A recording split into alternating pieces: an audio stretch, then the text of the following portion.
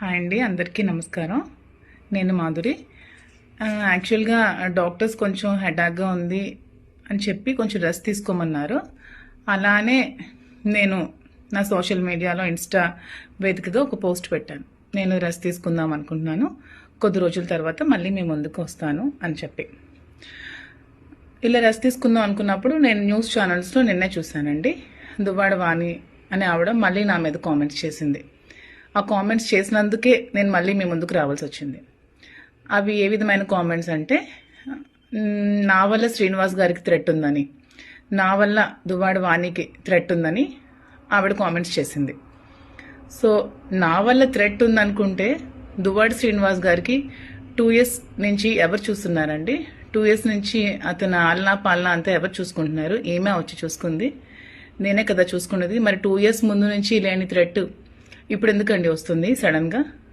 మరి ఈవిడే కదా మీ మీడియా అందరినీ పిలిచి మాధురి శ్రీనివాస్ గారితో ఇదే ఇంట్లో 2 years నుంచి ఉందని చెప్పే కదా ఫస్ట్ ఎలిగేషన్ స్టార్ట్ చేసింది. మీ మీడియా సాక్షిగా తన అందరికీ పిలిచి దివల్ మాధురి అనే అమ్మాయి శ్రీనివాస్ గారితో ఈ ఇంట్లో 2 years నుంచి ఉంటుంది అని చెప్పి కామెంట్స్ చేస్తూ ఆమె ఇక్కడికి వచ్చి ధర్నా స్టార్ట్ చేసింది. అది ఏ విధంగా చేసిందో మీరే చూశారు. టచ్ పాస్ చేసి, డోర్స్ విరగొట్టి, గోడలు విరగొట్టి ఒక 10 మందిని తీసుకొచ్చి శ్రీను గారి మీద అటాక్ చేయడానికి చూసింది. ఈవెన్ చంపడానికి కూడా ట్రై చేసింది ఆ 10 మందితో కలిసి. శ్రీనివాస్ గారు కంప్లైంట్ కూడా ఫైల్ చేయడం జరిగింది. సో థ్రెట్ ఎవరు చేశారో మీరు అందరూ తెలుసుకోవాలని కోరుకుంటున్నాను. ఆవిడ థ్రెట్ చేసిందా? నేను థ్రెట్ చేశానా? ఆవిడ వల్ల థ్రెట్ ఉందా శ్రీనివాస్ గారికి? నా వల్ల థ్రెట్ ఉందా?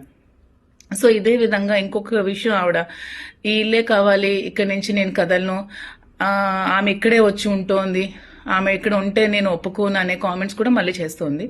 సో ఆ కామెంట్స్ చేసింది కాబట్టి నేను రెస్పాండ్ అవ్వాల్సి వస్తుంది. ఆమె ఇక్కడే వచ్చి ఉంటోంది, ఉంటుంది అనే దానికి ఉంటే మేము ఉంటామండి. ఎందుకంటే శ్రీనివాస్ గారికి పార్థిసం ఆచార్ అనే వ్యక్తికి స్థలం తీసుకున్నప్పుడు అతనికి ఒక 60 lakhs ఎలా పెండింగ్ ఉన్నారో, ఈ హౌస్ కన్స్ట్రక్షన్ సమయంలో నేను కూడా ఒక 2 crores ఇవ్వడం జరిగింది. వాళ్ళ బ్రదర్ కూడా ఇచ్చారంట, అది నాకు సరిగ్గా తెలియదు. వాళ్ళ బ్రదర్ కూడా అమౌంట్ ఎంతో హెల్ప్ చేశారని చెప్పడం జరిగింది శ్రీనివాస్ గారు. సో నేనెప్పుడు డబ్బులు తిరిగి ఆశించి అతనికైతే నేనెప్పుడు ఇవ్వలేదు.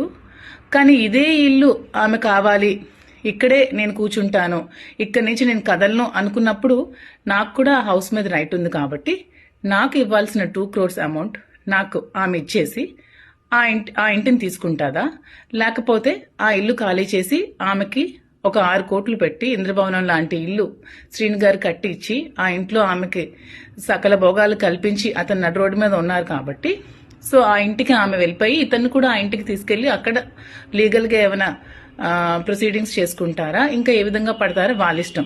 అంతేగాని ఇదే ఇల్లు కావాలి, ఈ ఇంటికి నేను వెళ్ళాలి అనుకుంటే నేను కూడా మీ మీడియా అందరినీ పిలిచి మీ మీడియా సాక్షిగా నేను కూడా ఇంటికి రావడం జరుగుతోంది. యాక్చువల్గా నేను ఎప్పుడు కూడా నేను మీ ముందు ఇంతవరకు బయటపెట్టలేదు నేను శ్రీను గారు నాకు డబ్బులు ఇచ్చాను, అగ్రిమెంట్ చేసుకున్నానని. కానీ శ్రీను గారు యాక్చువల్గా ఎప్పుడు ఎవరు అమౌంట్ ఉంచుకునే వ్యక్తి కాదు. అందుకని అతను ఎప్పుడైనా నాకు ఉన్నప్పుడు నీకు ఇచ్చేస్తానని చెప్పి నాకు చెక్స్ ఇవ్వడం జరిగింది. ఇదిగోండి ఈ చెక్స్, ఇవి 50 lakhs ఒకటి, ఇది కూడా 50 lakhs, ఇది 450.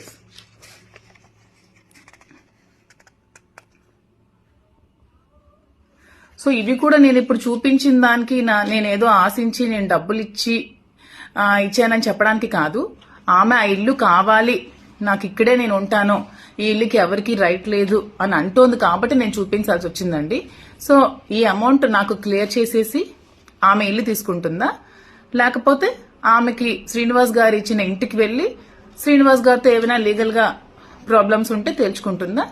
సో మీరే ప్రజలే డిసైడ్ చేయాలండి.